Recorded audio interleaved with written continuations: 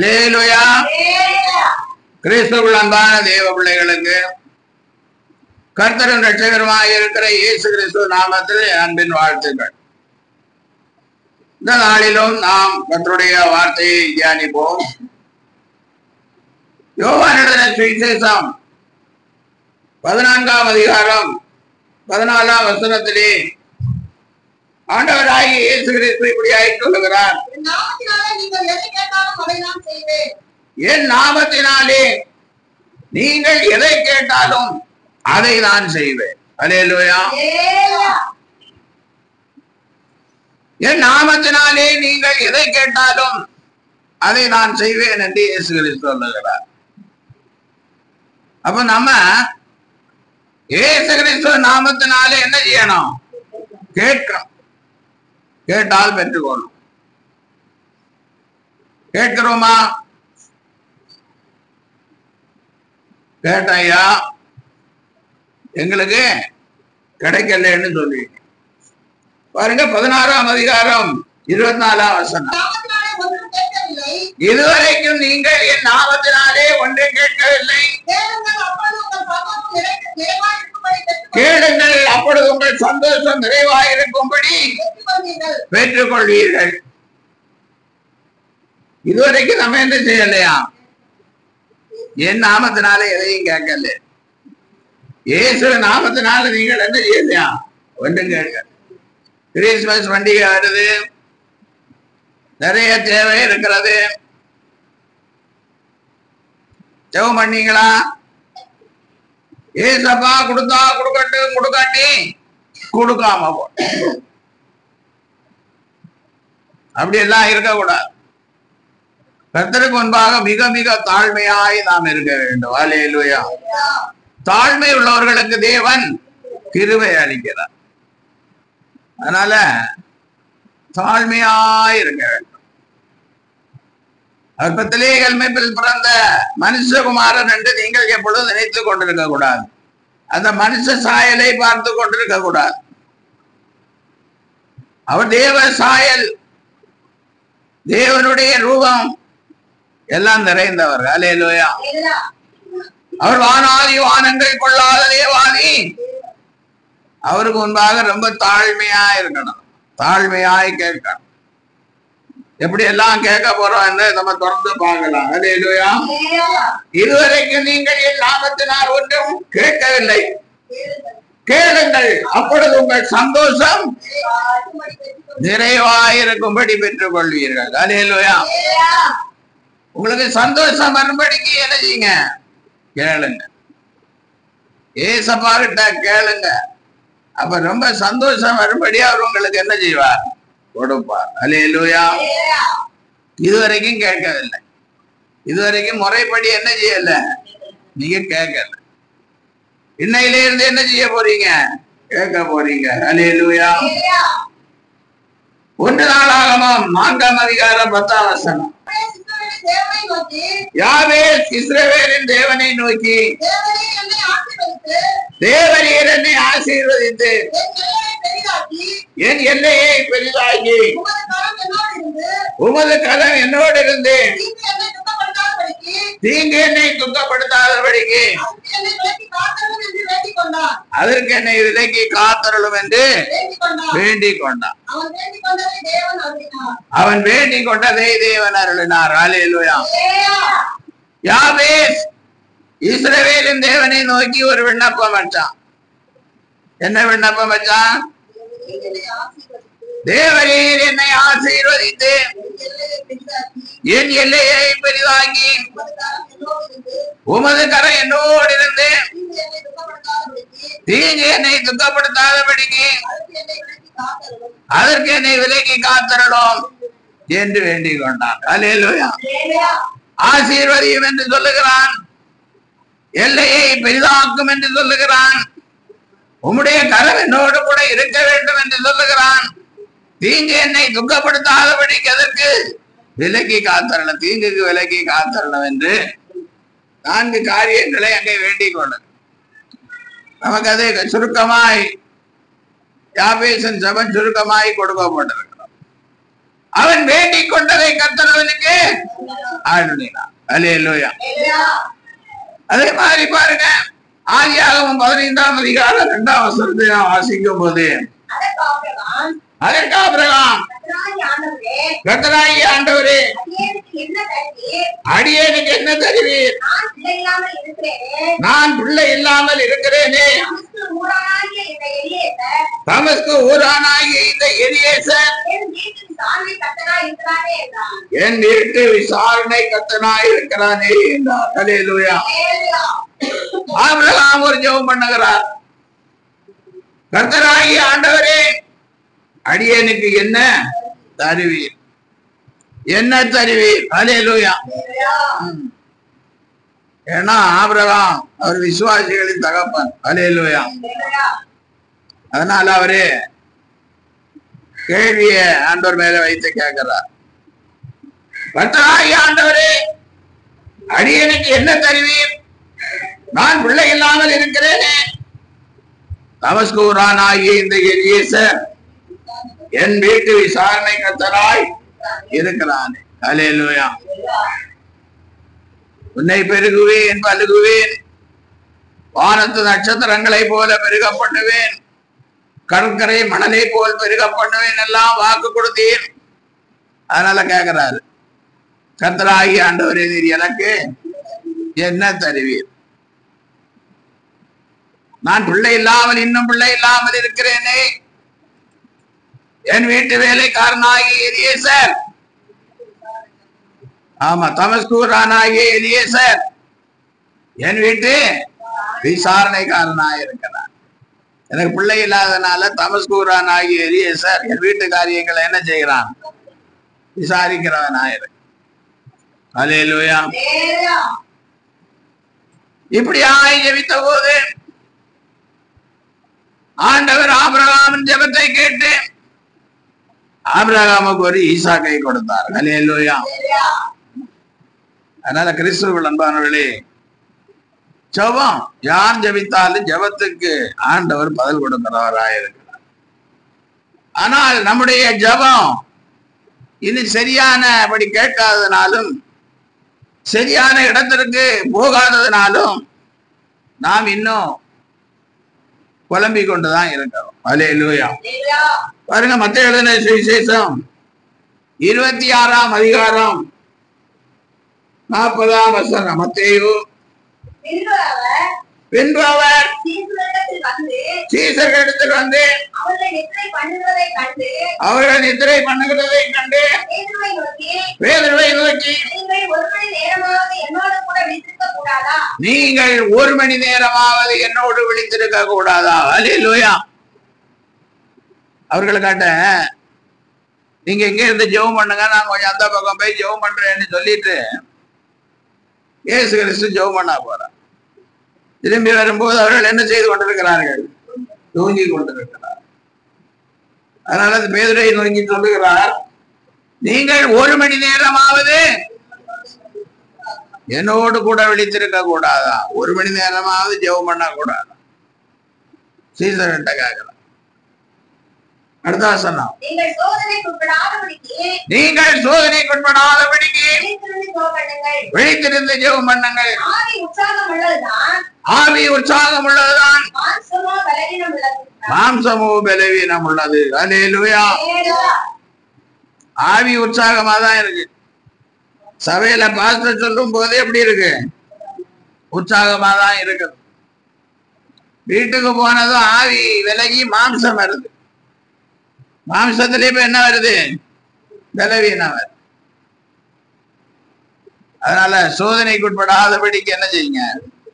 விழித்திருந்து ஜெபம் பண்ணுங்க. அப்போ உங்கள் சந்தோஷம் நிறைவாயிருக்கும்படி ஆண்டவர் கொடுப்பார். அல்லேலூயா. நீங்கள் சந்தோஷப்படும்படியாய் உங்கள் ஜெபத்துக்கு ஆண்டவர் பதில் கொடுப்பார். சாட்சி சொல்லணும். பழைய வருட ஆராதனையில என்ன செய்யணும்?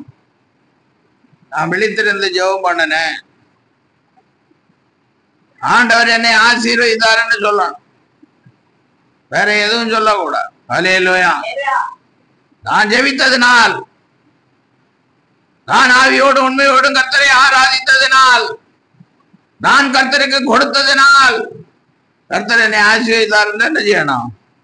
சாட்சி சொல்லலாம். சும்மா எழும்புங்க எழும்புங்க எழும்புங்கன்னு சொல்லி சாட்சி சொல்ல வைக்கிறதுல எல்லாம் எனக்கு என்ன இல்லை, விருப்பம் இல்லை. அந்த சாட்சியினால ஒரு பிரயோஜனம் இல்லை. ஹல்லேலூயா. சரி, நாம் எப்படி எல்லாம் ஜெபித்தால் ஆண்டவர் நமக்கு அற்புதங்களை செய்வார், வானத்தின் பலகணிகளை திறந்து இடமில்லாமல் போகும் மட்டும் ஆசீர்வாதத்தை பரிசிப்பார் என்று பார்ப்போம். ஹல்லேலூயா. அவர் சொன்னதை நிச்சயம் செய்வார். அவர் விரும்புகிறபடி நாம் ஜெபிக்க வேண்டும். ஹல்லேலூயா. பாருங்க, மத்தேயு எழுதின சுவிசேஷம் 21ஆம் அதிகாரம் 22ஆம் வசனம். மேலும் நீங்கள் விசுவாசம் உள்ளவர்களாய் ஜெபத்திலே எவைகளை கேட்பீர்களோ அவைகளை எல்லாம் பெறுவீர்கள் என்றார். ஹல்லேலூயா. நீங்கள் விசுவாசம் உள்ளவர்களாய் ஜெபத்திலே எவைகளை கேட்பீர்களோ அவைகளை எல்லாம் பெறுவீர்கள். ஹல்லேலூயா. விசுவாசம், ஆண்டவராய் இயேசு கிறிஸ்து மேல விசுவாசம் உள்ளவர்களாய் நாம் என்ன செய்யணும்? இப்போ விசுவாசம் என்ன? நம்ம கேட்டா கர்த்தர் என்ன செய்வார்? கொடுப்பார் என்று விசுவாசம். நம்ம கூட சில மனுஷர்களை கூட சொல்லுவோமே, அவர்கிட்ட கேட்டா இருந்தா நிச்சயம் என்ன செய்வாரு? கொடுப்பார். அப்படி அந்த மனுஷனை விட மேலானவர் நம்ம இயேசு. அதனால நிச்சயமாய் அவர் கொடுப்பார் என்று என்ன செய்யணும்? விசுவாசிக்கிறார். அவரிடத்துல எல்லாமே நிறைவாய் இருக்கிறது. ஹல்லேலூயா. அதனால நாம் விசுவாசம் உள்ளவர்களாய் கேட்டா நிச்சயமாக கொடுப்பார். ஹல்லேலூயா. பாருங்க, மத்தேயு எழுதின சுவிசேஷம் 15ஆம் அதிகாரம் 22ஆம் வசனத்தில் நாம் வாசிக்கும் போது, அப்பொழுது திசைகளில் குடியிருக்கிற கானானிய ஸ்திரீ ஒருத்தி அவரிடத்தில் வந்து, ஆண்டவரே, தாவீதின் குமாரனே, எனக்கு இறங்கும் என்றாள். என் மகள் பிசாசினால் கொடிய வேதனைப்படுகிறாள் என்று சொல்லி கூப்பிட்டார். அவளுக்கு பிரதியுத்தரமாக அவர் ஒரு வார்த்தையும் சொல்லவில்லை. ஹல்லேலூயா. இங்க கானானிய ஸ்திரீ ஒருத்தி வாரா. அவருடைய மகள் கொடிய பிசாசினால் வேதனைப்பட்டு இருக்கிறதுனால மகளுக்கு சுகம் வேண்டி வருகிறார். அப்ப இயேசு கிறிஸ்து என்ன செய்யல? ஒன்றுமே சொல்லவில்லை. அப்பொழுது அவருடைய சீசர்கள் வந்து, இவள் நம்மை பின்தொடர்ந்து கூப்பிடுகிறாளே, இவளை அனுப்பிவிடும் என்று வேண்டிக் கொண்டார்கள். ஹல்லேலூயா. இவள் கூப்பிட்டு கொண்டே இருக்கிறாளே, இவளுக்கு பதில் சொல்லி இவளை என்ன செய்யும்? அனுப்பிவிடும் என்று சொன்னார்கள். ஹல்லேலூயா. அதற்காக காணாமல் போன ஆடுகளாகிய இஸ்ரவேல் வீட்டாரிடத்திற்கு அனுப்பப்பட்டேனே அன்றி மற்றபடி அல்ல. நான் இஸ்ரவேல் வீட்டாருக்கு அற்புதங்களை செய்ய, அதிசயங்களை செய்ய வந்தேனே அல்லாமல் மற்றபடி அல்ல. ஹல்லேலூயா. யாருக்கு? இஸ்ரவேல் வீட்டார். இஸ்ரவேல் யாரு? கர்த்தரால் ரட்சிக்கப்பட்ட ஜனமே, உனக்கு ஒப்பானவன் யார்? ஹல்லேலூயா. கர்த்தரால் ரட்சிக்கப்பட்ட ஜனங்களுக்கு நன்மை செய்யும்படி இயேசு இந்த உலகத்திற்கு வந்தார். ஹல்லேலூயா. அப்போ நான் எங்கே வந்தேன்? காணாமற் போன ஆடுகளாகிய, ஆமா, இஸ்ரவேல் வீட்டாரிடத்துல அனுப்பப்பட்டார். கர்த்தரால் தெரிந்து கொள்ளப்பட்ட ஜனம், கர்த்தரால் ரட்சிக்கப்பட்ட ஜனம், கர்த்தரால் ஆசீர்வதிக்கப்பட்ட ஜனம். இன்றைக்கு காணாமல் போன ஆடுகளை போல அங்கு இங்கும் சிதறடித்துக் கொண்டு கிடக்கிறார்கள். அந்த வீட்டுக்கு நான் வந்தேன், அவர்களை ஆசீர்வதிக்கும்படி வந்தேன் என்று சொல்லிட்டு என்ன சொல்லுகிறான்? அவள் வந்து, ஆண்டவரே, எனக்கு உதவி செய்யும் என்று அவரை பணிந்து கொண்டார். என்னதான் சொன்னாலும் அந்த கானானிய ஸ்திரீ இயேசு கிறிஸ்துவை என்ன செய்யறதில்லை, விடுறதில்லை. ஒரே விசுவாசம். இயேசு கிறிஸ்துவின் இடத்துல இருந்து எப்படியாவது என்ன செய்யணும், மகளுக்கு சுகத்தை பெற்றுக்கொள்ளணும். அதனால ஒரே பிடியில ஒற்ற காலில் நிற்கிறான். ஹல்லேலூயா. அப்புறம் என்ன சொல்றாரு ஆண்டவர், அவர் அவளை நோக்கி, ஆமா இஸ்ரவேல் வீட்டான்னு சொன்னார்ல, அந்த இஸ்ரவேல் அவருடைய பிள்ளைகள், பிள்ளையின் அப்பத்தை எடுத்து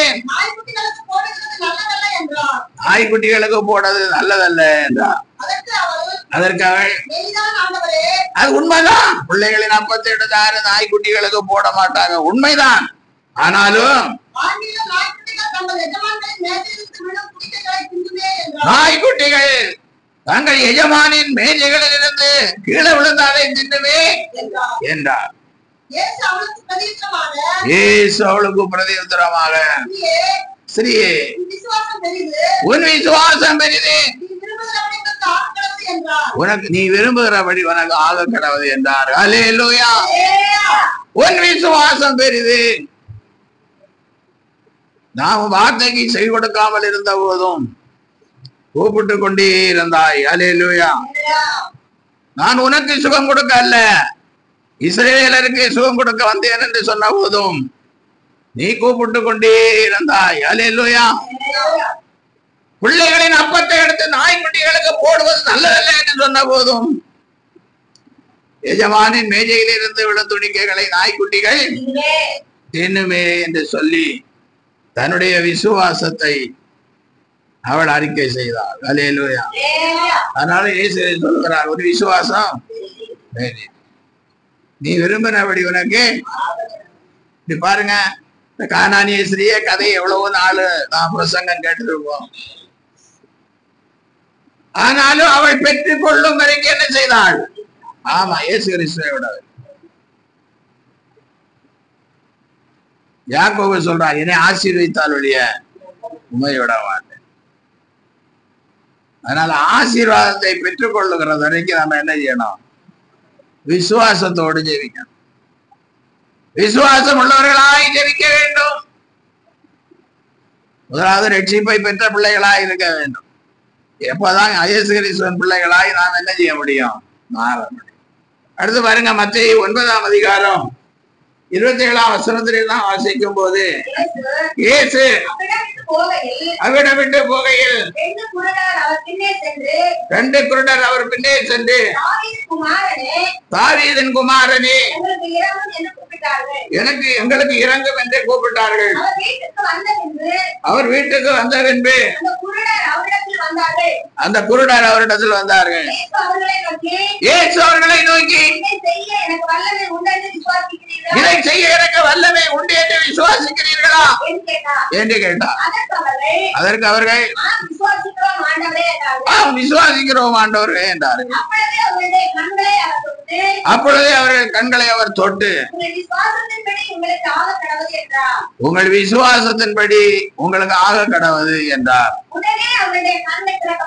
உடனே அவர்கள் கண்கள் 2 குருடர்கள் இயேசு எங்க போனாலும் கூப்பிட்டு கொண்டே இருக்கிறார்கள். அல்லேலூயா. நம்மள மாதிரி கிடையாது.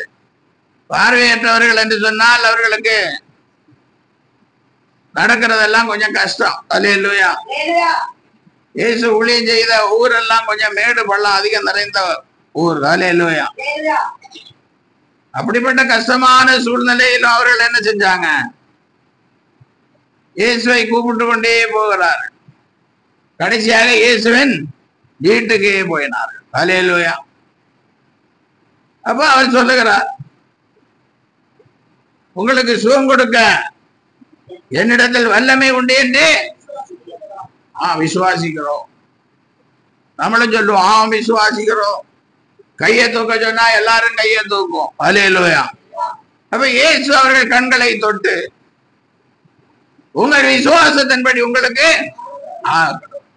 கண்ணை தொட்ட. சுகம் கொடுக்கணும்னு கண்ணை தொடரல. அல்லேலூயா. அவர் தொட்டா சுகம்தான். ஆனாலும் கண்களை தொட்டு என்ன சொல்லுகிறார்? உங்கள் விசுவாசத்தின்படி உங்களுக்கு. அப்ப அவருடைய பார்வை கண் என்னாச்சு? பார்வையுடையவர்களாய் திரும்பி போனார். அப்ப ஆண்டவர் இன்னைக்கு நம்மை தொட்டு உன் விசுவாசத்தின்படி ஆக கடவுது என்று சொன்னால் நமக்கு அற்புதம் நடக்கணும் இல்ல? அற்புதம் நடக்குதா நடக்கலையா? நடந்தா நடக்கும், நடக்காட்டி நடக்கும். இப்ப நாம கொஞ்சம் பணம் தேவைப்படுகிறதுன்னு வச்சுங்க, ஜெபம் பண்ணிட்டே இருப்பீங்க. எல்லாம் விசுவாசத்தையும் அறிக்கை செஞ்சாய். ஜெபம் முடிஞ்சதுக்கு அப்புறம் என்ன பண்ணுவோம்? யாருக்கிட்ட எவ்வளவு வட்டிக்கு கடன் வாங்க, எவ்வளவு வட்டி ஆனாலும் பரவாயில்ல, என்ன செய்யுங்க? இப்படி கேட்டா என்ன பண்றாரு? அப்ப அங்க நீங்க பண்ண விசுவாசம் என்ன ஆச்சு? இல்ல பாச, நாளை கொடுக்கணும் பாச. நாளை கொடுக்கறதுக்கு நீ ஏன் ஜெபம் பண்ற? நீ ஜெபிக்கிற பிள்ளை தானே. அப்ப வாங்கும் போதே நீ ஜெபம் பண்ணி இருக்கணுமே. அல்லேலூயா. வாங்கினதுக்கு அப்புறமாவது ஜெபம் பண்ணி இருக்கணுமே. நாளை கொடுக்கறதுக்கு இன்னும் ஜெபம் பண்ணா எப்படி? அல்லேலூயா. அதனால விசுவாசம் உள்ளவர்களாய் ஜெபத்தில் நீங்கள் எவைகளை கேட்டுக்கொள்வீர்களோ அவைகளை பெற்றுக் கொள்வீர்கள். அல்லேலூயா. அப்ப நமக்கு என்ன வேணும்? விசுவாசம் வேணும். யார் மேல விசுவாசம் வேணும்? இயேசு கிறிஸ்து மேல விசுவாசம் வேணும். என்ன விசுவாசம் வேணும்?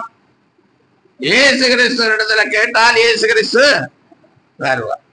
நான் எவ்வளவோ காரியங்களில அந்த காலத்தில இருந்தே ஜெபம் பண்ணி இருக்கிறேன். பிள்ளைகளுக்காகவும் ஜெபம் பண்ணி இருக்கிறேன், ஊழியத்துக்காகவும் ஜெபம் பண்ணி இருக்கிறேன். அந்த நேரத்துல மறுநாள் கொடுக்காட்டாலும் கூட எண்ணிக்கொண்டுகிறதுக்கும் வேண்டிக் கொள்ளுகிறதுக்கு மேலாக ஆண்டவர் கொடுத்திருக்கிறார். அல்லேலூயா. அடுத்தபடியாய் பார்க்கும் போது சங்கீதம் 4ஆம் சங்கீதம் 3ஆம் வசனம்.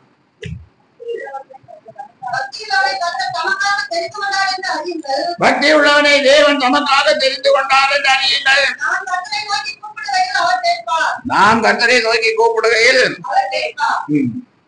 சங்கீதம் 4:3 என்ன சொல்லப்பட்டிருக்கிறது? பக்தி உள்ளவனை கர்த்தர் தமக்காக தெரிந்து கொண்டார் என்று அறியுங்கள். நான் கர்த்தரை நோக்கி கூப்பிடுகையில் அவர் கேட்பார். அல்லேலூயா. அல்லேலூயா. பக்தி உள்ளவனை தேவன் யாருக்காக தெரிந்து கொண்டார்? ஆமா, நம்ம சபையில இப்ப எவ்வளவு பேர் இருந்தாலும், 1000 பேர் இருந்தாலும், பக்தி உள்ளவர்கள் மாத்திரம்தான் இயேசு தெரிந்தெடுக்கப்பட்ட பிள்ளைகள். அல்லேலூயா. அவர்கள் ஜெபம் பண்ணனா ஆண்டவர் என்ன செய்வார்? கேட்பார். அவங்க ஜெபம் பண்ணனா நிச்சயமாய் கர்த்தர் கேட்பார். 12ஆம் சங்கீதம் 1ஆம் வசனத்திலே சங்கீதக்காரர் பக்தி உள்ளவர் அற்று போகிறான், உண்மை உள்ளவர்கள் மனுபுத்திரரில் குறைந்திருக்கிறார்கள். அல்லேலூயா. ரட்சியும் கர்த்தாவே. பக்தி உள்ளவன் அற்று போகிறான். பக்தி உள்ளவனை பார்க்க முடியல. அல்லேலூயா. பக்தி உள்ளவனை என்ன செய்ய முடியல? பார்க்க முடியல. உண்மை உள்ளவர்கள் மனுபுத்திரரில், பக்தி உள்ளவனையும் பார்க்க முடியல, உண்மை உள்ளவனையும் பார்க்க முடியல. உண்மை உள்ள மனுஷன் பரிபூரண ஆசீர்வாதங்களை பெற்றுள்ளான். அப்ப பக்தி இல்லாதவன், உண்மை இல்லாதவன், பக்தி உள்ளவன், உண்மை உள்ளவன், அவன் பரிபூரண ஆசீர்வாதங்களை பெற்றுக் கொள்வான். அல்லேலூயா. கர்த்தருக்காக பக்தியை தெரிந்து கொள்வதற்கு அவன் என்ன செய்ய மாட்டான்? வெட்கப்பட மாட்டான். அவனுக்கு இயேசு விரும்புகிறபடி உடை உடுக்கிறதற்கும் நடக்கிறதற்கும் அவன் வெட்கப்பட மாட்டான்.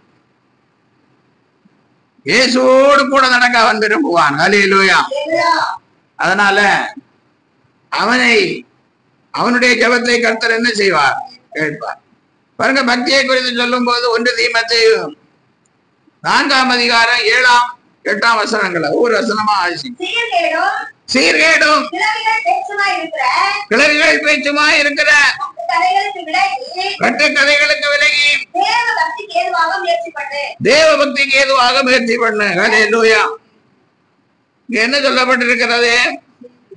சீர்கேடும் கிளவிகள் பேச்சுமாயிருக்கிற கட்டுக்கதைகளுக்கு என்ன செய்யணும்? தேவ பக்திக்கு ஏதுவாக கிளவிகள் பேச்சும் கட்டுக்கதைகளும் தான் இன்னைக்கு என்ன நடக்குது? உபதேசமாய் மாறி போச்சு. ரொம்ப சிரிக்கணும். தேவனுடைய பிள்ளைகள் சிரிச்சா என்ன ஆகும்? சந்தோஷப்படுவாங்க. இன்னைக்கு என்ன செஞ்சோம்? ஒரு நல்ல செய்தியை கேட்டோம் அப்படின்பா. ஹல்லேலூயா. ஆனா ஆண்டவர் சொல்லுகிறார், இப்பொழுது நகைக்கிறவர்கள் அழுவாரு, இப்பொழுது அழுகிறவர்கள் நகைப்பார். அப்போ தேவ செய்தியை கேட்டு நீங்கள் என்ன செய்யணும்? அழணும். ஐயோ தப்பு பண்ணிட்டேனே, இந்த வசனத்தின்படி தப்பு பண்ணிட்டேனேன்னு யாரு அழுறாங்களோ அவங்களுக்கு என்ன, அவங்க சிரிக்கும்படியாய் சந்தோஷப்படும்படியாய் கர்த்தர் அற்புதம் செய்யும். 40 வருஷ கிறிஸ்தவனாயிருந்தும் கிளைகள் பேச்ச விரும்புகிறது, கட்டு கதைகளை எல்லாம் விரும்புகிறது. தேவ பக்தியை பற்றியோ பரிசுத்தத்தை பற்றியோ விசுவாசத்தை பற்றியோ என்ன செய்யறதில்லை, கவலைப்படுகிறது இல்லை. ஹல்லேலூயா. அடுத்த வசனம் பாருங்க. சரீர முயற்சி அற்ப பிரயோஜனம் உள்ளது, தேவ பக்தியானது இந்த ஜீவனுக்கும் இதற்கு பின்வரும் ஜீவனுக்கும் வாக்குத்தத்தம் உள்ளதாகையால் எல்லாவற்றிலும் பிரயோஜனம் உள்ளது. தேவ பக்தியானது இந்த ஜீவனுக்கும் பரஞ்சீவனுக்கும் வாக்குத்தத்தம் உள்ளதாகையால் எல்லாத்துக்கும், இந்த ஜீவனுக்கும் பிரயோஜனம் உள்ளது, வருகிற ஜீவனுக்கும் பிரயோஜனம் உள்ளது. ஹல்லேலூயா. வருக 1 தீமோத்தேயு 3ஆம் அதிகாரம் 16ஆம் வசனத்திலே நான் வாசிக்கும் போது, அன்றியும் தேவ பக்திக்குரிய ரகசியமானது யாவரும் ஒப்புக்கொள்ளுகிறபடியே மகா மேன்மை உள்ளது. ஹல்லேலூயா. தேவ பக்திக்குரிய ரகசியம், தேவ பக்திக்குரிய ரகசியம் யாருக்கும் தெரியாது. பாஸ்டருக்கு கண்ணு மறைஞ்சா போதும் எல்லா தேவ பக்தியும் என்ன செய்யும்? ஓடி போயிடும். பாஸ்டர் பார்க்கறது வரைக்கும் தான், சபைக்கு வருகிறது வரைக்கும் தான் தேவ பக்தி. ஆனா வேதம் சொல்லுகிறது தேவ பக்தியானது தேவ பக்திக்குரிய ரகசியமானது யாவரும் ஒப்புக்கொள்ளுகிறபடியே மகா மேன்மை உள்ளது. தேவ பக்திக்குரிய அது ரகசியம். தேவ பக்தி ஒரு ரகசியம். என்ன ரகசியம்? அது மகா மேன்மை உள்ளது. ஹல்லேலூயா. இன்றைக்கு தேவ பக்தியை வெளிப்படுத்தும்படி ஒயிட்டு போட்டுட்டு போனா கிறிஸ்தவர்களே குறை சொல்றாங்க. அப்ப தேவ பக்திக்குரிய ரகசியம் அவங்களுக்கு என்ன செய்யல, தெரியல. அது மகா மேன்மை உள்ளது என்பது அவருக்கு தெரியல. வெளிப்படுத்தின விசேஷத்துல என்ன சொல்லப்பட்டிருக்கிறது? 3ஆம் அதிகாரத்துல, தேவனுக்கு பாத்திரவான்கள் வெண்வஸ்திரம் தரித்தவரோடு கூட நடப்பார். தேவனுடைய பிள்ளைகள் வெண்வஸ்திரம் தரித்து அவரோடு கூட நடப்பார். அவர்களுக்கு மற்ற வஸ்திரம் தரிக்கிறதே கஷ்டமா இருக்கு. நம்ம என்ன சொல்றோம்? ஆலயத்துக்கு ஆராதனைக்கு வரும்போது வெண் வஸ்திரம் தரித்து வாருங்கன்னு தான் சொல்றோம். எங்க வீட்டுல சமையல் பண்ணும்போது வெண் வஸ்திரம் தரிக்கவா சொல்றோம்? தரிச்சா நல்லதுதான். அதே மாதிரி நீ வேலைக்கு போற இடத்துல உங்களுக்கு யூனிஃபார்ம் இருக்கும், அங்க போய் வெண் வஸ்திரம் தரிக்கவா சொல்லுகிறோம்? அங்கேயும் வெண் வஸ்திரம் தரிக்க வாய்ப்பு இருந்தா தரித்தா உங்க பக்தியை என்ன செய்யலாம்? மேன்மை உள்ள பக்தியை வெளிப்படுத்தலாம். ஹல்லேலூயா. அடுத்தபடியாய் பார்க்கும் போது யோவான் எழுதின சுவிசேஷம் 15ஆம் அதிகாரம் 7ஆம் வசனம். நீங்கள் என்னிலும் என் வார்த்தைகள் உங்களிடம் நிலைத்திருந்தால் நீங்கள் கேட்டுக்கொள்வது எதுவோ அது உங்களுக்கு செய்யப்படும். இப்ப மூன்றாவதாக, முதலாவது விசுவாசம், இரண்டாவது தேவ பக்தி, மூன்றாவது தேவனுடைய வார்த்தை நமக்குள்ள என்ன செய்யணும்? நிலைத்திருக்கணும்.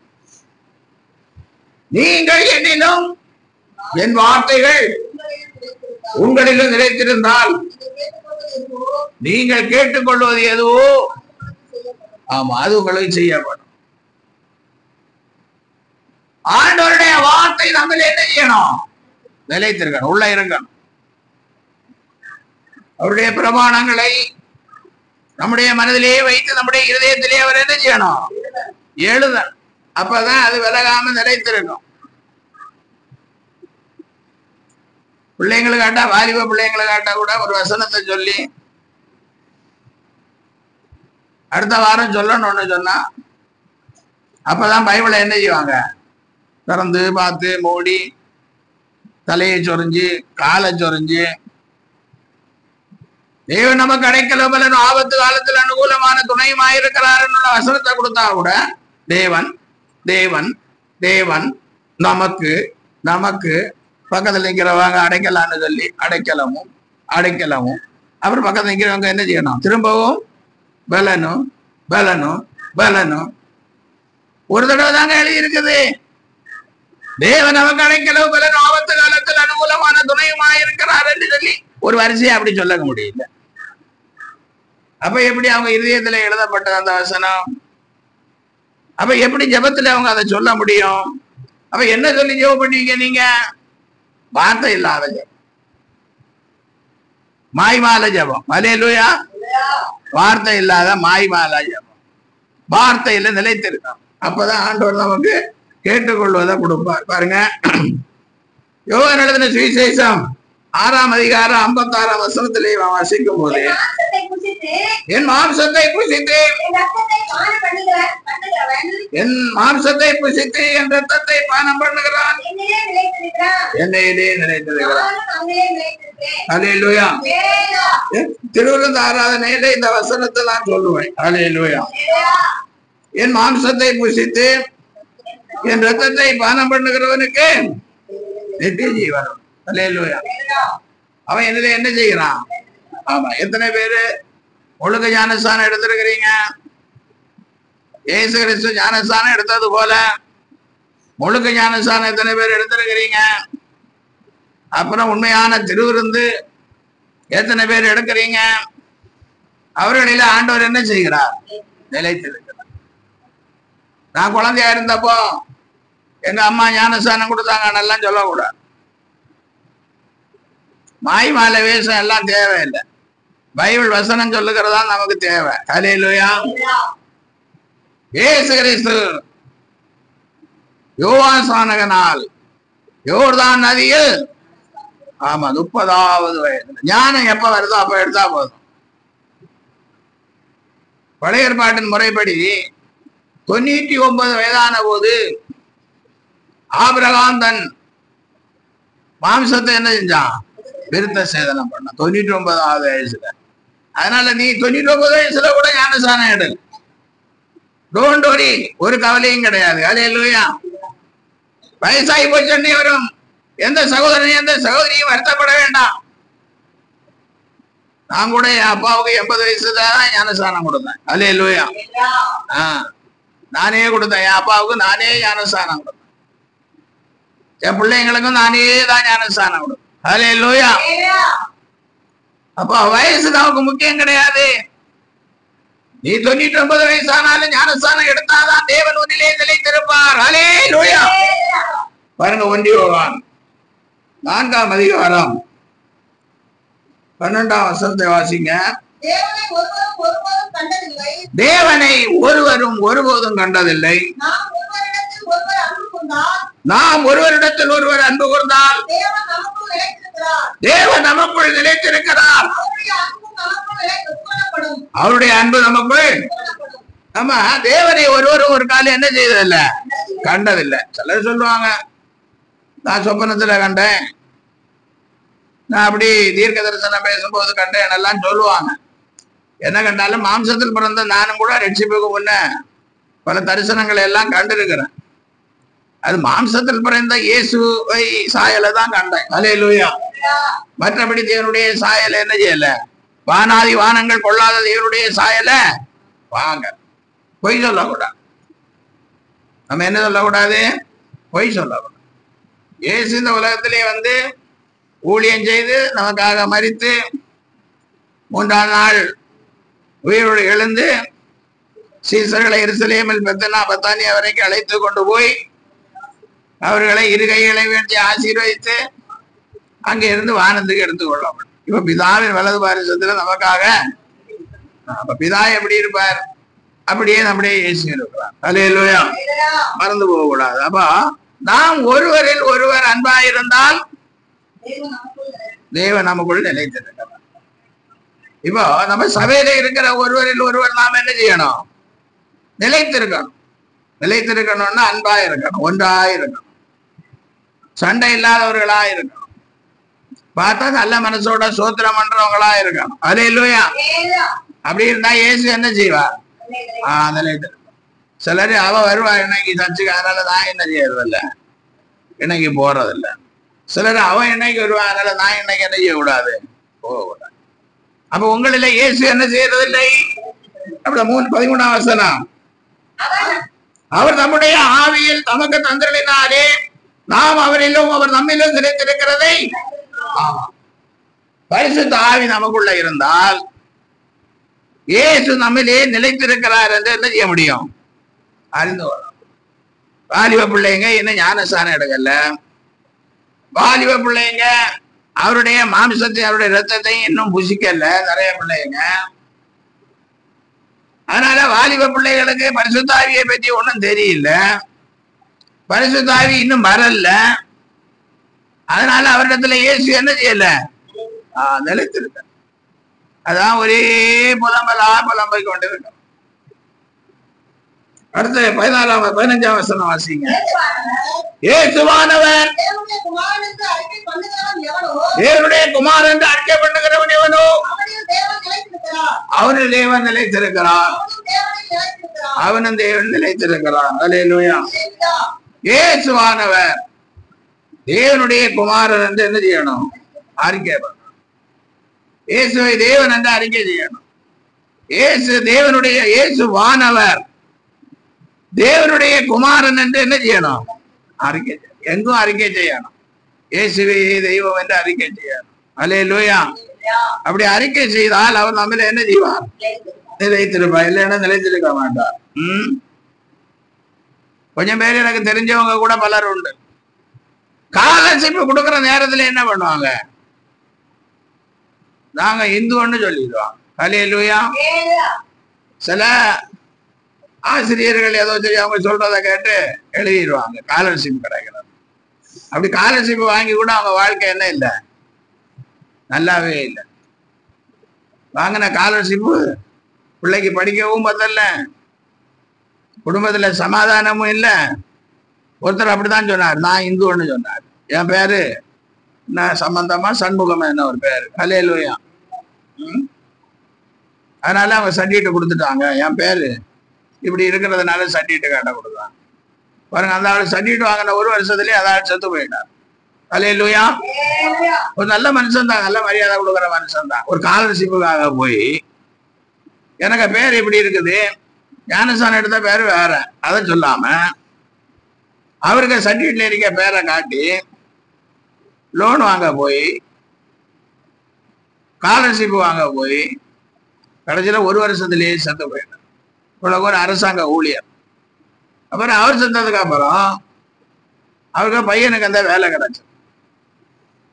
அந்த பையனை பாத்தீங்கன்னா வாங்குற சம்பளமே அவனுக்கு குடிக்கிறதுக்கு போத மாட்டேங்க. மதுபான பிரிய நாய் மாறி போயிடும். காசு கொடுன்னு அம்மாவை என்ன பண்றாங்க? அடி.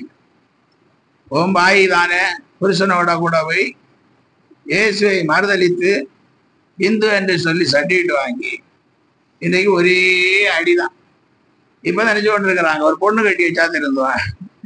என்னதான் ஐக்கியமோ எனக்கு ஒண்ணுமே இல்லை. இந்த உலகத்தார் அப்படிதான் வாழ்க்கையை இழந்து துன்மார்க்கமாய் ஜீவிக்கிற பிள்ளைங்களுக்கு பொண்ணு கட்டி வச்சாச்சுன்னா பையன் என்ன செய்வானா? திருந்துவானா? பொண்ணை வைத்திருக்கிற சகோதரனே, சகோதரியே, அன்பான பொண்ணே, சகோதரியே, ரொம்ப உஷாராயிரு. நீங்கள் எச்சரிக்கையா இருக்கலன்னு அவங்க வாழ்க்கை படுமோசமாய் போய் நரகத்தை இந்த உலகத்திலேயே அனுபவிப்பீர்கள். அது நான் சொல்லுகிறேன். அடுத்த வசனம் வாசிங்க. தேவன் நம்மேல் வைத்திருக்கிற அன்பை நாம் அறிந்து விசுவாசித்திருக்கிறோம். தேவன் அன்பாகவே இருக்கிறார். அன்பில் நிலைத்திருக்கிறவன் தேவனில் தேவன் அன்பாக இருக்கிறார். அப்போ இயேசு கிறிஸ்துவோடு நிலைத்திருக்கிறோம், ஒன்றாய் இருக்கிறார். அதான் இயேசு கிறிஸ்து தான் சொல்லுகிறார், நானே திராட்சை செடி, நீங்கள். அப்ப திராட்சை செடியில கொடி இணைந்திருக்கிறது போல நாம் அவரிலே நிலைத்திருந்தால் அவனும் என்ன நிலைத்திருக்கிறான். அல்லேலூயா. அதனால நிலைத்திருந்தால், ஆண்டவருடைய வார்த்தையிலே நீங்கள் நிலைத்திருந்தால், வார்த்தை உங்களிலே நிலைத்திருந்தால் நீங்கள் கேட்டுக்கொள்வதை என்ன செய்வீங்க? ஜெபத்துல கேட்கிறத பெற்றுக்கொள்வீங்க. அப்புறம் பாருங்க, லூக்கா எழுதின சுவிசேஷம் 11ஆம் அதிகாரம் 8ஆம் வசனம். லூக்கா எழுதின சுவிசேஷம் 11ஆம் அதிகாரம் 8ஆம். பின்பு தனக்கு அவன் சிநேகிதனாய் இருக்கிறது நிமித்தம் எழுந்து அவனுக்கு கொடாவிட்டாலும்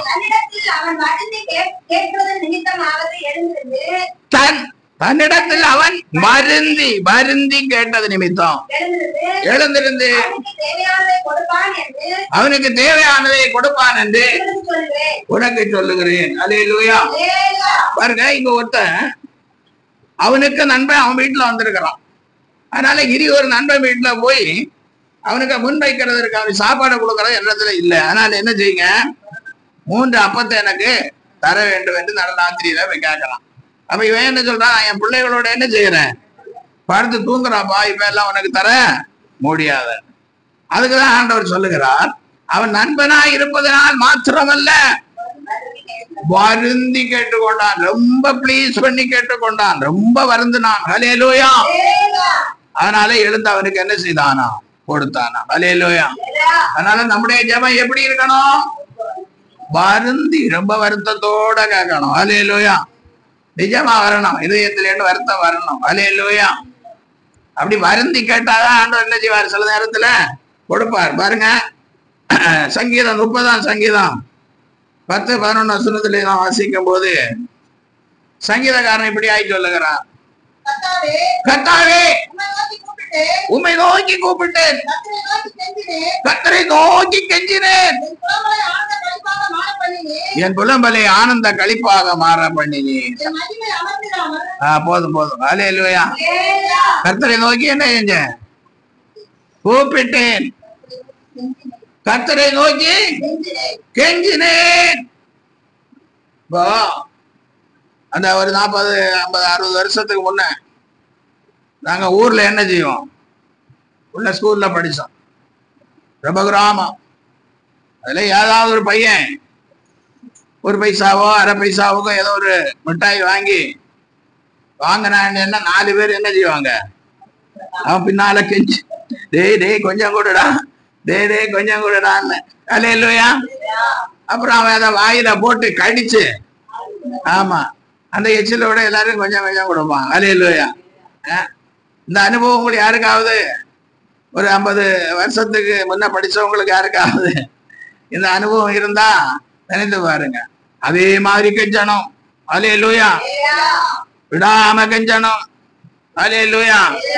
அவன் வாயில போட்டு அந்த எச்சிலோட கடிச்சு துப்புறது வரைக்கும் என்ன செய்யணும், கெஞ்சணும். அல்லேலூயா. நினைச்சு பாருங்க எப்படி இருக்கு, கெஞ்சியது என்ன எப்படி இருக்கு, இதுதான் கெஞ்சுறது. அல்லேலூயா. அப்புறம் பாருங்க, ஓசியா தீர்க்கதரிசியின் புஸ்தகம் 12ஆம் அதிகாரம் 4ஆம் வசனம். அவன் தூதனானவனோடு போராடி மேற்கொண்டான், அழுது அவரை நோக்கி கெஞ்சினான். பெத்தேலிலே அவர் அவனை கண்டு சந்தித்து அவனிடத்திலும் நம்முடைய பேசினார். அல்லேலூயா. பாருங்க, யாக்கோபு தேவதூதனோட என்ன செய்யறாரா, போராடுறாரு, அழுறாரு, கெஞ்சுறாரு. அல்லேலூயா. ஆசீர்வாதம் சும்மா வரல, ராத்திரி முழுக்க ஜெபம் பண்ணாரு. நிறைய பேர் ராத்திரி ஜெபம் பண்ணுவாங்க. நிஜமா சொல்றேன், சபையில ராத்திரி ஜெபம் பண்ணாதீங்க. ஆல் நைட் பிரேயர் போய் ஜெபம் பண்ணாதீங்க, உங்களுக்கு ஒரு ஆசீர்வாதம் வராது. போங்க, ஒரு நாள் விழித்திருந்து ஜெபிக்கிறானே சொல்லி போங்க, ஆனா ஒரு ஆசீர்வாதம் வராது. ஒரு ராத்திரி வீட்டுல ஜெபம் பண்ணுங்க பார்க்கலாம். குடும்பமாகவோ மனைவி புருஷனாகவோ இல்ல தனிச்சோ ஜெபம் பண்ணி பாருங்க, தான ஆசீர்வாதம் வரும். நீங்க அந்த சர்ச்சில் எல்லாம் போய் ஆல் நைட் பிரேயரு, 7 டீ, அப்புறம் இஞ்சி காபி, கருப்பட்டி டீ இதெல்லாம் குடிச்சு ஒண்ணுக்கு போறேன்னு சொல்லி 18 தடவை வெளியே போய் இதுல உங்களுக்கு ஒரு ஆசீர்வாதம் வராது. ஹல்லேலூயா. நீங்க என்ன செய்யணும்? கெஞ்சணும், ஆளணும். ஹல்லேலூயா. அப்படி இருந்தா என்ன கிடைக்கும் உங்களுக்கு? வருந்தி. இதுதான் வருந்தி கேட்கிறது. கேட்டா உங்களுடைய ஜெபத்துக்கு பதில் வரும்.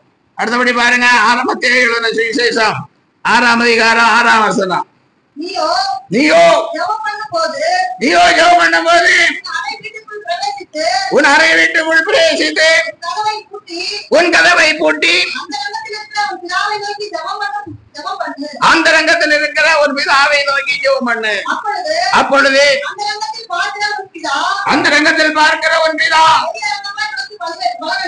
வெளியரங்கமாய் உனக்கு பதிலளிப்பார். ஹல்லேலூயா. நீயோ ஜெபம் பண்ணும் போது உன் அறை வீட்டுக்குள் பிரவேசித்து உன் அறையை பூட்டி அந்தரங்கத்தில் இருக்கிற உன் பிதாவை நோக்கி ஜெபம் பண்ணு. அப்பொழுது அந்தரங்கத்தில் இருக்கிற ஒரு தேவன் வெளியரங்கமாய் பதிலளிப்பார். சும்மா மேல வசனம் பாருங்க. அன்றியும் ஜெபம் பண்ணும்போது மாயக்காரனை போல் இருக்க வேண்டாம். மனுஷர் காணும்படியாக போதும். மாயக்காரரை போல ஜெபம் பண்ண வேண்டாம். அவங்க என்ன பண்ணுவாங்க? ஜெபாலயங்களிலும் ஏதாவது வீட்டிலையும் போனா அவ்வளவு பயங்கரமா ஜெபம் பண்ணுவாங்க. சில டீக்கன்மாரெல்லாம் அப்படிதான். மூப்பர்கள் டீக்கன் சொல்லுவாங்க, மூப்பர்ன்னு சொல்லுவாங்க. ஏதாவது வீட்டுக்கு போனா பாஸ்டர் பண்ணின பிரசங்க முழுக்க சொல்லி என்ன செய்வாரு? ஜெபம் பண்ணுவாங்க. மாயக்காரரை போல. இதான் மாயக்கார ஜெபம். சபையிலையும் அப்படிதான் மாயக்காரர்கள் ஜெபம் பண்றது போல ஜெபம் பண்ணுவாங்க. பயங்கர ஜெபம். பிரசங்கத்தை விட அதிக நீளம் இருக்கும். பிரசங்கத்தை விட அதிக நீளம் இருக்கும். அப்படி எல்லாம் ஜெபம் பண்ணாதீங்க. அடுத்து பாருங்க 7ஆம் வசனம். அன்றியும் ஜெபம் பண்ணும்போது அஞ்ஞானிகளை போல வீண் வார்த்தைகளை அலப்பாதீர்கள். அவர்கள் அதிக வசனிப்பினால் தங்கள் ஜெபம் கேட்கப்படும் என்று நினைக்கிறார்கள். ஹல்லேலூயா. அஞ்ஞானிகளை போல வீண் வார்த்தைகளை என்ன செய்யுங்க? ஒரே அலப்பல் தான் ஜெபத்துல. ஏதாவது வீட்டுல ஊழியக்காரன் வீட்டுல இனி ஒரு ஊழியக்காரன் வந்தா போதும். அப்பா என் வீட்டுல யாராவது ஊழியக்காரன் வந்தா கூட நான் பிறந்ததுல இருந்து வளர்ந்ததுல இருந்து ஊழியம் தொடங்கினதுல இருந்து ஊழியம் செய்யறதுல இருந்து இந்நாள் வரைக்கும் சொல்றாங்க. நீங்க வேதம் என்ன சொல்லுகிறது? அஞ்ஞானிகளை போல வீண் வார்த்தைகளை அலப்பாதீங்க. சில ஊழியக்காரங்க ஜெபம் பண்ண தொடங்குறது ஒரே கண்ணீர் வடிக்கிறாங்க. எனக்கு தெரிஞ்ச ஒரு ஊழியக்காரர் ஒரு வீட்டுல போய் அப்படியே கண்ணீர் வடிச்சு ஜெபம் பண்ணுவாராம். அப்ப அவங்க தொடக்கத்துல நினைச்சாங்க ரொம்ப பாரத்தோட என்ன செய்யறாரு? ஜெபம் பண்றாரு. ஒரு கொஞ்ச நாள் அப்படி போகும்போது அவர் வீட்டுக்காரர் மனைவிக்கு உடம்பு சரியில்லாத அப்பவும் கண்ணீர் விட்டு ஜெபம் பண்ணினார். அப்ப அந்த அம்மா செத்து போச்சு. அப்புறம் திரும்பவும் போய் கண்ணீர் விட்டு ஜெபம் பண்ணாரு. அப்ப அவர் சொன்னாராம், யோ நீ ஏதோ கண்ணீர் விட்டு ஜெபம் பண்ணா எனக்கு ஆசீர்வாதம் வரும்னு நான் நினைச்சேன். நீ கண்ணீர் விட்டு ஜெபம் பண்ணியே என்ன கண்ணீர் விடும்படி ஆக்கிட்டியப்பா. நீ இந்த வீட்டு பக்கம் என்ன செய்யக்கூடாது? ஜபத்துக்கு வரவே கூடாது. ஹல்லேலூயா. ஊழியக்காரனுக்கு கண்ணீர் வருது. பைத்தியக்கார ஊழியக்காரனா என்ன? அவன் ரட்சிப்பின் சந்தோஷத்தை பெற்றவனா பெறாதவனா? கண்ணீர் விட்டு ஊழியமா. அதான் அவன் நல்லா சொன்னாரா, நீ கண்ணீர் வெடிச்சு ஜெபம் பண்ணி என் மனைவியை சாகடிச்சு இவன் நான் கண்ணீர் விட்டு கொண்டு கிடக்குறேன். எனக்கு ஆகாரம் கொடுக்கிறதுக்கு ஆள் இல்லை, எனக்கு எந்த உதவி செய்யறதுக்கு ஒருத்தர் இல்லாம நான் கண்ணீர் வடிக்கிறேன். நீ இந்த பக்கம் வந்தேன்னா உன்னை என்ன செய்வேன்? உலக்கு ஆள் அடிப்பேன்னு சொன்னாராம். ஹல்லேலூயா. கண்ணீர் வடிக்கிற ஊழியர்களே எச்சரிக்கையா இருங்க. அஞ்ஞானிகளை போல வீண் வார்த்தைகளை என்ன செய்யாதீங்க? புலம்பாதீங்க, ரொம்ப வேஷம் போடாதீங்க. அடுத்தபடியாய் பார்க்கும்போது சங்கீதம் 50 சங்கீதம் 14-15 வசனம் சீக்கிரமா. உன்னதமானவருக்கு உன் பொருத்தனைகளை செலுத்தி ஆபத்து காலத்தில் என்னை நோக்கி கூப்பிடு. நீ தேவனுக்கு ஸ்தோத்திர பலியிட்டு உன்னதமானவருக்கு உன் பொருத்தனைகளை செலுத்தி ஆபத்து காலத்தில் என்னை நோக்கி கூப்பிடு, நான் உன்னை விடுவிப்பேன், நீ என்னை மகிமைப்படுத்துவாய். ஜெபம் பண்ணும் என்ன செய்யணும்? சோத்திர பலி, சோத்திர பலி இருக்கணும். ஜபத்துல சோத்திர பலி இருக்கணும். அது பந்தேவஸ்காரர்களுக்கு ஜபத்துலதான் சோத்திர பலி இருக்கும்னு சொன்னீங்கன்னா கொஞ்சமா கேட்கவே கேட்கப்படாது. ஹல்லேலூயா. உன் தேவனுக்கு சோத்திர பலியிட்டு உன்னதமானவருக்கு உன் பொருத்தனைகளை செலுத்தணும். உன்னதமானவருக்கு உன் பொருத்தனைகளை என்ன செய்யணும்? இந்த ஆசீர்வாதம் எனக்கு வந்தா உமக்கு நான் தருவேன்னு பொருத்தனை பண்ணணும். ஹல்லேலூயா. அப்போ ஆபத்தில் அவரை நோக்கி கூப்பிடுவவங்க என்ன செய்வார்? தேவன் பதிலளிப்பார். ஹல்லேலூயா. பாருங்க, சங்கீதம் 66ஆம் சங்கீதம் 14ஆம் வசனம். என் இக்கட்டில் நான் என் உதடுகளை திறந்தேன், என் வாயினால் சொல்லிய என் பொருத்தனைகளை உமக்கு செலுத்துவேன். ஹல்லேலூயா. என் இக்கட்டில் நான் என் உதடுகளை திறந்து என் வாயினால் சொல்லிய என் பொருத்தனைகளை.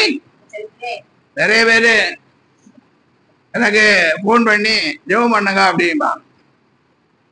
சிலர் நான் உங்களுக்கு பொருத்தனை பண்ணியிருக்கேன், நடந்தா இதெல்லாம் செய்வேன்னு சொல்லுவான். காரியம் நடந்ததுக்கு அப்புறம் ஒருத்தரையும் என்ன செய்ய முடியல, அவங்க சத்தத்தை கேட்கவே முடியல. ஆனா இங்கே சங்கீதக்காரன் சொல்ற, இங்கிட்ட நான் என் உதடுகளை திறந்தேன், வாயினால் சொல்லி என் பொருத்தனைகளை உனக்கு செலுத்துவேன். பாருங்க, 76ஆம் சங்கீதம் 11ஆம் வசனம்.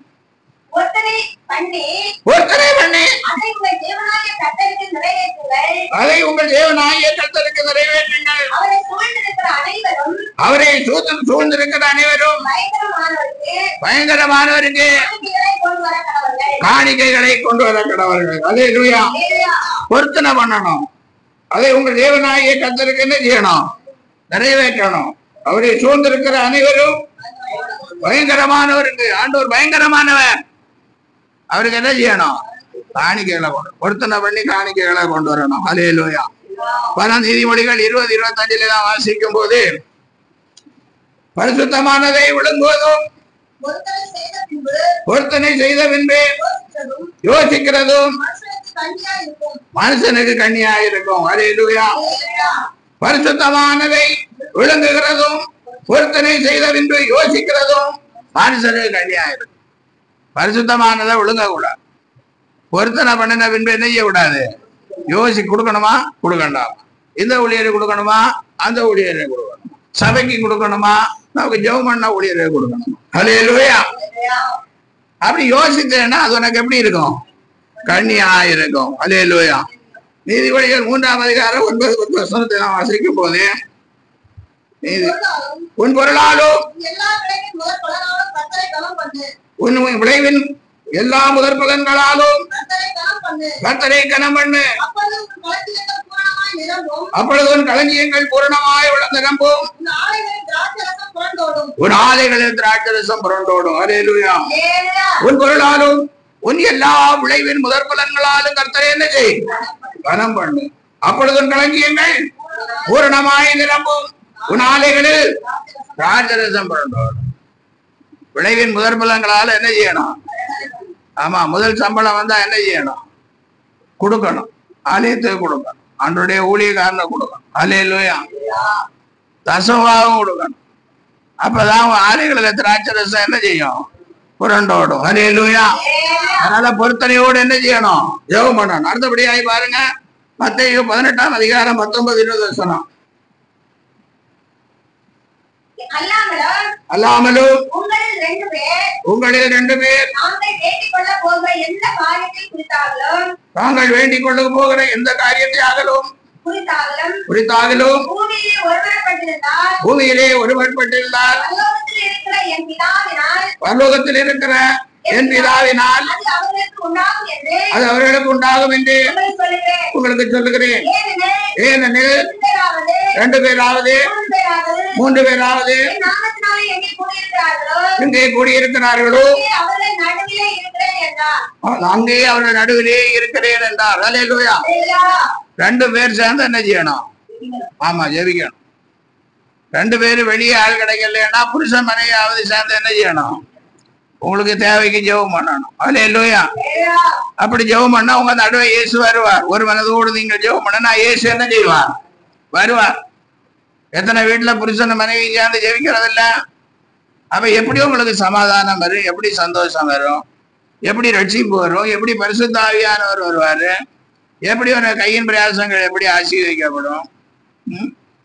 நீ லஞ்சம் தான் வாங்கணும். உண்மையா ஆண்டவரத்துல இருந்து என்ன வராது? ஆசீர்வாதம் வராது. பரிதானம் வாங்கிதான் நீ ஆசீர்வதிக்கப்படாது. ஆண்டவரை விட்ட உலக வழக்கத்தின்படி துன்மார்க்க நாய் நடந்துதான் நீ ஆசீர்வதிக்கணும். வேற வழி இல்லை.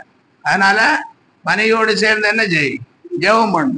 பாருங்க, இங்க ஒரு ஜெபம் அப்போஸ்தலர்கள் 12ஆம் அதிகாரம் 1ஆம் வசனத்தில் நாம் வாசிக்கும் போது, பேதுரு சிறைச்சாலை அடைக்கப்பட்டிருந்த போது அங்கே சபையார் என்ன செய்யறாங்க? ஊக்கத்தோடே ஜெபம் பண்ணுகிறார்கள். அல்லேலூயா. 4ஆம் வசனத்துல படிங்க. அவனை பிடித்து சிறைச்சாலையிலே வைத்து பஸ்கா பண்டிகைக்கு பின்பு பஸ்கா பண்டிகைக்கு பின்பு ஜனங்களுக்கு முன்பாக வெளியே கொண்டு வரலாம் என்று எண்ணி அவனை காக்கும்படி வகுப்பு 4 சேவராக ஏற்படுத்தி 4 வகுப்புகளுக்கு வசமாய் ஒப்புவித்தான். அப்பொழுது பேதுரு சிறைச்சாலையிலே காக்கப்பட்டிருக்கையிலும் சபையார் அவனுக்காக ஊக்கமாக வேண்டுதல் செய்தார்கள். அல்லேலூயா. அந்த சபையார் ஒரு 10, 15, 20 பேர் இருந்திருப்பாங்க. அல்லேலூயா. அவங்க ராத்திரி முழுவதும் ஒரு மனத்தோட என்ன செய்யறாங்க? ஜெபம் பண்றாங்க. அல்லேலூயா. அப்படி ஜெபம் பண்ணும்போது இயேசு கிறிஸ்து நம்முடைய தூதனை அனுப்புறார். அல்லேலூயா. அவனை தட்டி எழும்ப சொல்லுகிறார். அல்லேலூயா. அவன் 2 சங்கிலினால கட்டப்பட்டிருக்கிறான். அவன் தட்டி எழும்பண்ணி சொன்னதை எழும்பினார். கதவு தானா திறக்கிறது. அல்லேலூயா. அப்புறம் அவன் பாதரட்சியை தொடுத்து கொள்ளன்னு சொன்னதை என்ன செய்யறான்? தொடுத்து கொள்ளுகிறான். அப்படி வெளியே உள்ள கேன் எல்லாம் திறக்கிறது. நமக்கு எல்லாம் தெரிஞ்ச காரியம் தான். அப்படியே வெளியே போகிறான். அல்லேலூயா. பாருங்க 8வது வசனம். அவனை நோக்கி உன் அறையை கட்டி உன் பாதரட்சிகளை தொடுத்துக் கொள் என்றான். அவன் அந்தபடியே செய்தான். தூதன் பின் அவனை நோக்கி உன் வஸ்திரத்தை போட்டுக்கொண்டு என் பின்னே வா என்றான். அல்லேலூயா. தேவதூதன் என்னெல்லாம் சொல்றானோ ஒன்னொன்னா சொல்லுங்க செய்கிறான். அல்லேலூயா. என் பின்னே வா என்று சொன்னால் வருகிறான். அல்லேலூயா. 11ஆம் வசனம் பாருங்க. 11ஆம் வசனம். பேதுருவுக்கு தெளிவு வந்த போது ஏரோதின் கைக்கும் யூத ஜனங்களின் எண்ணங்களுக்கும் என்னை விடுதலை ஆக்கும்படிக்கு கர்த்தர் தம்முடைய தூதனை அனுப்பினார் என்று நான் இப்பொழுது மெய்யாய் அறிந்திருக்கிறேன். கர்த்தர் என்ன தப்பு வைக்கிறதுக்கு நம்முடைய தூதனை அனுப்பினார் என்று மெய்யாய் அறிந்திருக்கிறேன். அல்லேலூயா. அடுத்து வாசிங்க. மார்க் என்னும் பேர் கொண்ட யோவான் தாயாகிய மரியாள் வீட்டுக்கு வந்தான். அங்கே அநேகர் கூடி ஜெபம் பண்ணி கொண்டிருந்தார்கள். பேதுரு வாசற்கதவை தட்டின போது கேட்க வந்தாள். அவள் பேருவின் சத்தத்தை அறிந்து சந்தோஷத்தினால் கதவை திறவாமல் உள்ளே ஓடி பேதுரு வாசலுக்கு முன்னே இருக்கிறார் என்று அறிவித்தாள். நீ விளக்குகிறாய் என்றாள். அவளோ அவர்தான் என்று உறுதியாய். அல்லேலூயா. இப்படியாய் அநேகர் கூடி ஜெபம் பண்ணின போது அற்புதங்கள் நடந்தது. அல்லேலூயா. பாருங்க, எஸ்தர் 4ஆம் அதிகாரம் 15ஆம் வசனத்தை வாசிங்க. எஸ்தர் அங்கே அவள் ஒரு காரியத்தை சொல்லுகிறார். அப்பொழுது எஸ்தர் மொர்தெகாய்க்கு மறுபடியும் சொல்ல சொன்னது, சூசானில் இருக்கிற யூதரை எல்லாம் கூடி வர செய்து 3 நாள் அல்லும் பகலும் முடியாமலும் புசியாமலும் இருந்து எனக்காக உபாசம் பண்ணுங்கள். நானும் தாதிமார் உபாசம் பண்ணுவோம். இவ்விதமாய் சட்டத்தை மீறி ராஜாவினிடத்தில் பிரவேசிப்பேன். நான் செத்தாலும் சாகிறேன் என்று யூத ஜனங்களை எல்லாம் அழிக்கும்படி ஆமான் ஒரு தீர்மானத்தை கொண்டு அதை ராஜா கையெழுந்து போட்டுட்டார். அப்ப மொர்தெகாய் தன் வளர்ப்பு மகளாகிய எஸ்தர் கிட்ட சொல்றான். என்ன சொல்றான்? இப்படி சம்பவம் நடக்குதுமா, நீ ராணியா இருக்கிறதுனால தப்பிச்சு கொண்டு என்ன செய்யாத, நினைக்காத. எல்லா யூதர்களையும் அழிக்கும் போது உன்னையும் சேர்த்து என்ன செய்வாங்க, அழிப்பாங்க. அதுக்குதான் அவன் சொல்றான், நீங்க சூசான் அரண்மனையில இருக்கிற எல்லா யூதர்களும் சேர்ந்து என்ன செய்யுங்க, உபவாசம் பண்ணி ஜெபிங்க. நானும் என் தாதிமார்களும் உபவாசம் பண்ணாமலும் புசியாமலும் 3 நாள் ஜெபம் பண்ணுகிறேன். நான் ராஜாவிடத்துல போவேன், அழைப்பு இல்லாம போக கூடாது, போவேன், அங்கே செத்தாலும் சாகிறேன் என்று. அல்லேலூயா. பாருங்க 5:1 வாசிங்க. 3ஆம் நாளிலே எஸ்தர் ராஜ வஸ்திரம் தரித்துக் கொண்டு ராஜ அரண்மனையின் உள்முற்றத்தில் ராஜா கொலுவிருக்கும் ஸ்தானத்துக்கு எதிராக வந்து நின்றாள். ராஜா அரண்மனை வாசலுக்கு எதிரான கொலு மண்டபத்தில் ராஜாசனத்திலே வீற்றிருந்தான். ராஜா ராஜஸ்திரியாகிய எஸ்தர் முற்றத்தில் நிற்கிறதை கண்டபோதே அவளுக்கு அவன் கண்களில் தயை கிடைத்ததனால் ராஜா தன் கையில் இருக்கிற பொற்செங்கோலை எஸ்தருக்கு நீட்டினான். அப்பொழுது எஸ்தர் கிட்ட வந்து செங்கோலின் நுனியை தொட்டாள். ராஜா அவளை நோக்கி, எஸ்தர் ராஜாச்சியே, உனக்கு என்ன வேண்டும்? நீ கேட்கிற மன்றாட்டு என்ன? நீ ராஜ்யத்தில் பாதி மட்டும் கேட்டாலும் உனக்கு கொடுக்கப்படும் என்றார். அல்லேலூயா. பாருங்க, எஸ்தர் 3 நாள் அல்லும் பெல்லும் புசியாமலும் குடியாலும் ஜெபம் பண்ணின போது ராஜாவுடைய கண்களில் என்ன கிடைச்சது? ராஜாஜியே, உனக்கு என்ன வேண்டும்? உன்னுடைய மன்றாட்டு என்ன? நீ ராஜ்யத்துல பாதி கூட கேளு, அது உனக்கு தான் தருவேன். இன்னைக்குள்ள உபவாச ஜபங்களை பாத்தீங்கன்னா ஒரு பக்கம் பிரியாணி வந்து கொண்டே இருக்கும், அந்த வாசனையில தான் உபவாச ஜபம் என்ன செய்யுது, நடந்து கொண்டிருக்கு.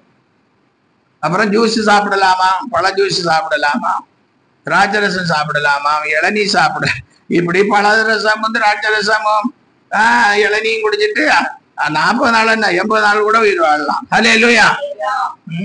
இப்படி எல்லாம் ஜெபிச்சு ஒன்றும் ஆசீர்வாதம் வராது. அல்லேலூயா. 2 பேர் 3 பேர் ஜெபிச்சா கூட, உபவாசம் இருந்து ஜெபித்தா கூட எப்படி இருக்கணும்? இந்த எஸ்தர் ராணி ஜெபம் மாதிரி இருக்கணும். அப்புறம் பேதுருவை வெளியே கொண்டு வர்றதுக்கு சபையார் ஜெபிச்ச மாதிரி இருக்கணும். அல்லேலூயா. கடைசியாக பாருங்க, 1 ராஜாக்களின் புஸ்தகம் 3ஆம் அதிகாரம் 5ஆம் வசனம். கிபியோனிலே கர்த்தர் ராத்திரியில் சாலோமனுக்கு சொப்பனமாகி தரிசனமாகி, நீ விரும்புகிறதை என்னிடத்தில் கேள் என்று தேவன் சொன்னார். அல்லேலூயா. பாருங்க, கிபியோனிலே கர்த்தர் சாலோமனுக்கு ராத்திரியில் சொப்பனத்தில் தரிசனமாகி, நீ விரும்புகிறதை என்னிடத்தில் கேள் என்று தேவன் சொன்னார். அல்லேலூயா. சாலோமன் கேட்டா ஆண்டவர் கேட்கிறார், நீ விரும்புகிறத கேளுப்பா. இப்ப நாம ஜெபம் பண்ணாலும் கூட பரிசுத்தி முடிஞ்ச சாலோமன் கேட்டா அப்படி கேட்டா நம்மகிட்டையும் ஆண்டவர் கேட்கணும்ல. இயேசு கிறிஸ்து நேற்று என்றும் மாறாதவராக இருக்கிறார். அப்ப நம்மகிட்டையும் கேட்பார், நீ விரும்புறதை கேளு. பாருங்க, இங்க 7ஆவது வசனத்தை வாசிங்க. இப்போது என் தேவனாகிய கர்த்தாவே, உமது அடியேனை என் தகப்பனாகிய தாவீதின் சார்பிலே ராஜாவாக்கினீரே. நானோ என்றால் போக்குவரத்து அறியாத சிறு பிள்ளையாக இருக்கிறேன். நீ தெரிந்து கொண்டதும் ஏராளமாய் எண்ணிக்கைக்கு அடங்கானதும் லக்கத்திற்கு உட்படாததுமான திரளான ஜனங்களாகிய உமது ஜனத்தின் நடுவில் அடியேன் இருக்கிறேன். ஆகையால் உமது ஜனங்களை நியாயம் விசாரிக்கவும்,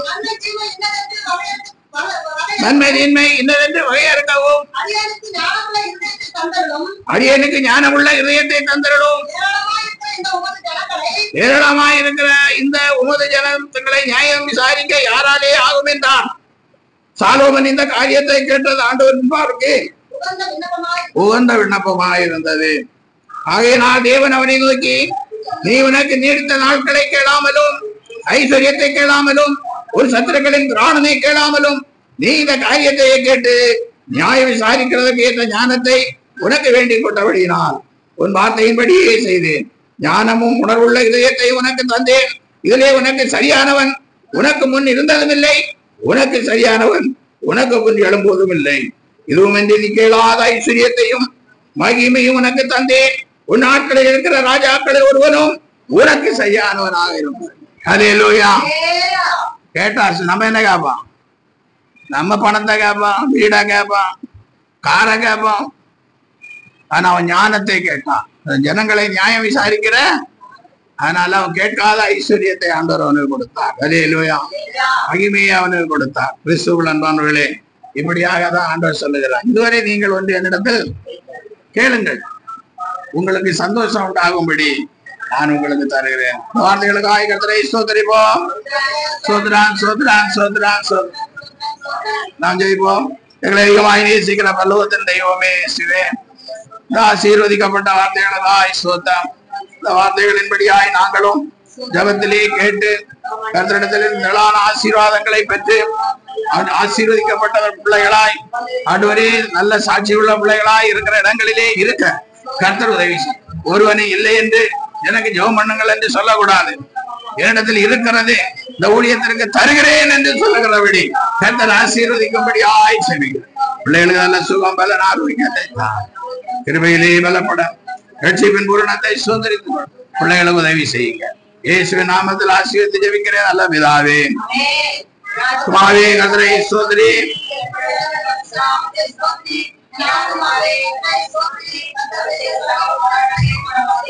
ஜபமதை கேட்டு தேவனுள்ள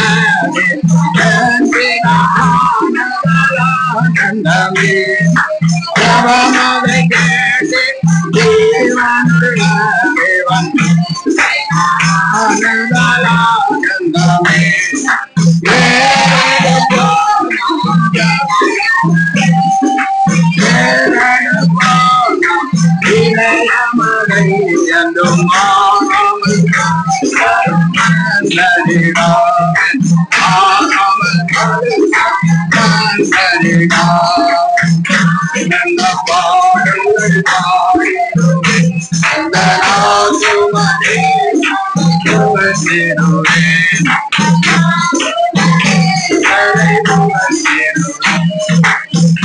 நம்முடைய கர்த்தராகிய இயேசு கிறிஸ்துவினுடைய கிருபையும் பிதாவாகிய தேவனுடைய அன்பும் பரிசுத்த ஆவியானுடைய ஐக்கியமும் நடத்தலும் அபிஷேகமும் ஆசீர்வாதம் வார்த்தையை கேட்ட பிள்ளைகளோடும் சகல பரிசுத்த ஆண்டோடும் நித்திய ஜீவன் ஊழியத்தோடும் என்றென்றைக்குமாய் இருப்பதாக.